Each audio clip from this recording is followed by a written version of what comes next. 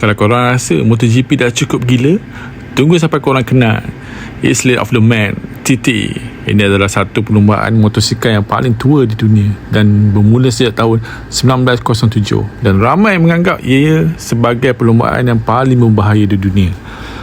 Laluan sepanjang hampir 61 km ini menggunakan jalan raya biasa dengan lebih 200 selekor tembok batu, tiang lampu dan rumah penduduk hanya beberapa meter je dari pelumba.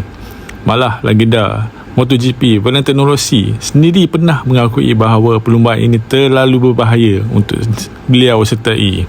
Dan bila orang kata berbahaya tu, ia bukan sekadar cerita. Sepanjang lebih 100 tahun sejarah perlumbaan ini, lebih 270 pelumba dan peserta telah kehilangan nyawa di laluan Mountain Course ini.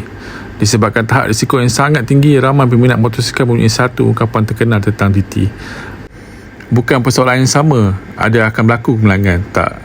Orang akan tertanya bila ia akan berlaku. Untuk edisi 2026 yang sedang berlangsung sekarang, dunia perlumbaan sekali lagi dikejutkan apabila pelumba sidecar dari United Kingdom Ryan Crew maut selepas terlibat dalam kemalangan ketika sesi kelayakan. Adiknya dan juga rakannya sepasukan Callum Crowe turut mengalami kecederaan serius.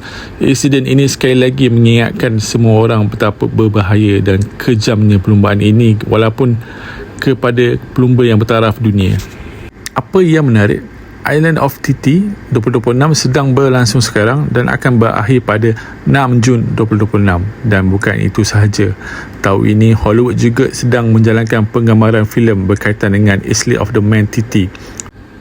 Filem tersebut dibintangi oleh Channing Tatum. Jadi mungkin tidak lama lagi seluruh dunia akan mendapat melihat sendiri betapa gilanya perlumbaan ini di layar perak. Jadi soalan aku, korang sanggup tak pecut lebih dari 300 km per jam di jalan raya biasa demi mengejar trofi dan nama dalam sejarah? Cuba komen sikit.